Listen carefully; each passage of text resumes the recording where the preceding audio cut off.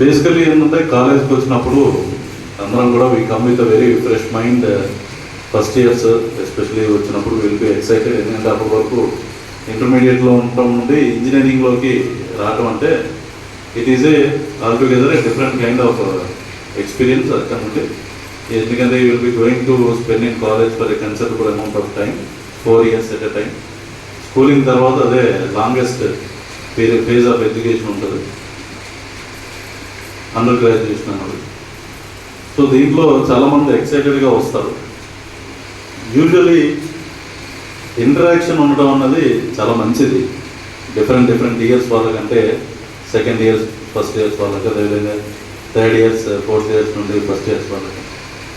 ఇంటరాక్షన్లో తప్పులేదు, అంటే మాట్లాడటం, ఒకరి గురించి ఒకరు తెలుసుకుంటాం, ఎక్కడ నుండి వచ్చేవి ఏంటి, ఎడ్యుకేషనల్ బ్యాక్గ్రౌండ్ ఏంటి, హాబీస్, ఇది తెలుసుకున్నాం తప్పులేదు. కానీ ఏంటంటే హై హ్యాండెడ్గా, అంటే రే దాని నుంచో అని చెప్పి నుంచోబెట్టి ఒక గంట సేపు టైం వేస్ట్ చేసి అలాగే ఇది చెప్పు అది చెప్పు అని చెప్పి, అంటే బేసికల్లీ ర్యాగింగ్ అంటే ఏం లేదమ్మా. సింపుల్గా చెప్పాలంటే ఒకరికి ఇష్టం లేని పని వాడితో చేయిస్తే అది ర్యాగింగ్.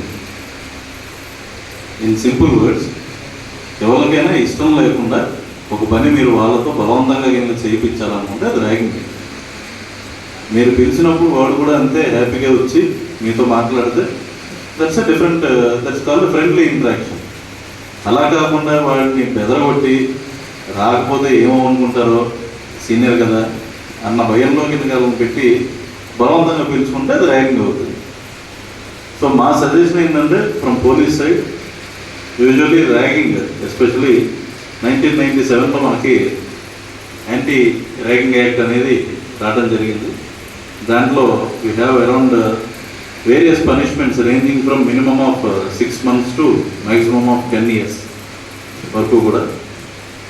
సో వీటిల్లో ఏంటంటే మేము పనిష్మెంట్ మీద ఎంఫోసిస్ చేసే కంటే I would like to suggest in going in a friendly kind of atmosphere. ఎందుకంటే